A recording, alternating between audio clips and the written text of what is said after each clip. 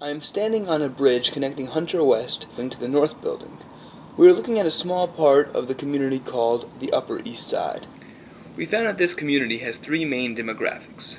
There are those who are older and residents. There are the young couples who are moving in and have just started to have kids. And there are the commuters, a good portion of whom are students. This difference in population creates a split in the community, and in fact, the very bridge I am standing on is a consequence of that split. The bridge serves to eliminate traffic by students when they are heading between classes.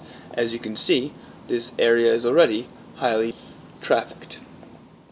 If you walk around, you'll notice that commuters are concentrated between Lexington and eastward, and that residents tend to stick to Park Avenue in the west.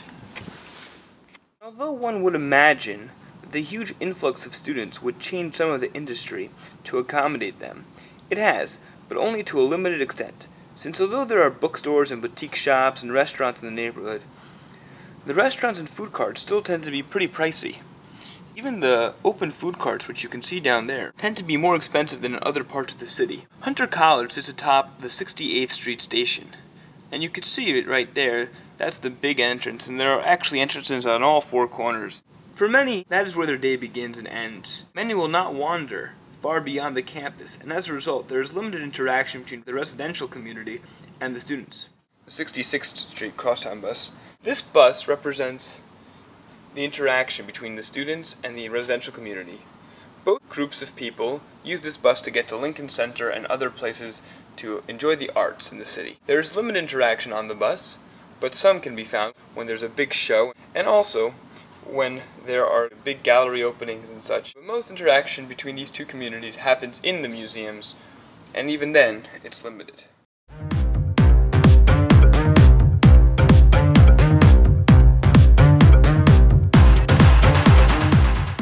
Frick Collection entrance.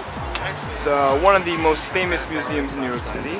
Both students and residents love to visit here, although it is quite expensive, so nobody visits here that often, but there are so many people here that you'll always see people visiting and checking out the collection. And sometimes you'll see residents and students interacting, because you'll have residents who are very familiar with the collection, and you'll have students who are very familiar with the history, because they study that in the college, and they'll talk about it, and it's a... Streets begin to fill memories of you and I on a New York. Here we have 740 Park Avenue. It is a luxury apartment building which has been the home to many wealthy and famous residents, including Jacqueline Kennedy, John D. Rockefeller Jr., and Thelma Chrysler Foy, the automobile heiress. This building is symbolic of the community's history and wealth. Although many communities have changed in the past, this community will likely stay the same for quite some time. In fact, a doorman we asked, who's been working here for 30 years, said this community has barely changed at all. I've been here 31 years, so I have a lot of experience under my belt. Have you seen the community change in any significant ways? Not really. Usually the older people die and move out and move away, and then you got like the younger people coming in, but not that young.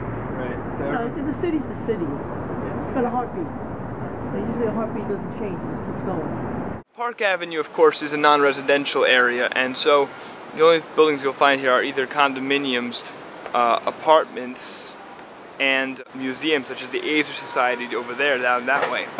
In the middle of the road, we have an island which is covered with a park, hence the name Park Avenue.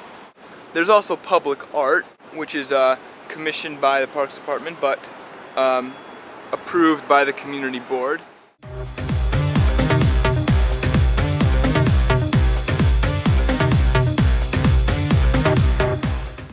Here's an example of a sidewalk cafe. This is something that the community board would approve, seeing as there's enough room on the sidewalk for people to pass, so they could expand their little cafe into the street. It creates a very nice environment, especially in the spring, and also allows for more business to happen because there is limited space inside the cafe.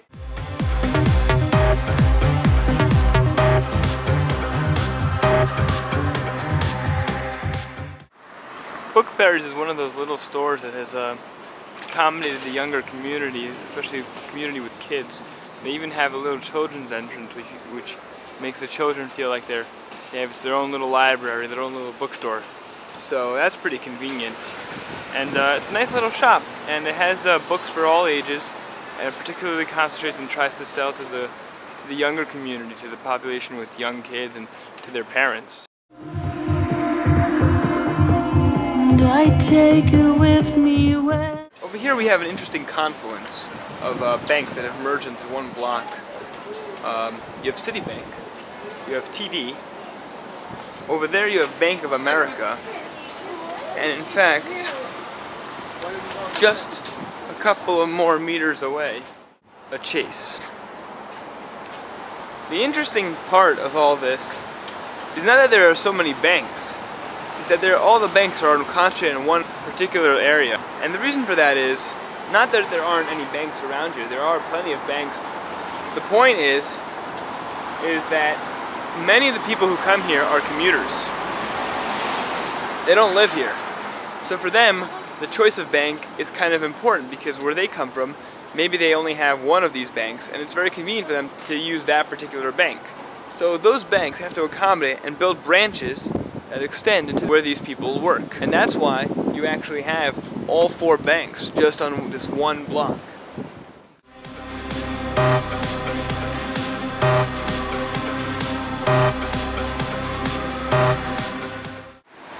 Central Park is famous for being created right in the middle of the city. It is central to the city, but it doesn't feel like the city once you're in the park. The park has a very natural feel to it. That was created intentionally because it originally was just a flat land, and what they did was they added hills and paths that are curved and everything, so you can just get lost in the park so that you feel like you are not in the city at all, but very much in the middle of a forest or something.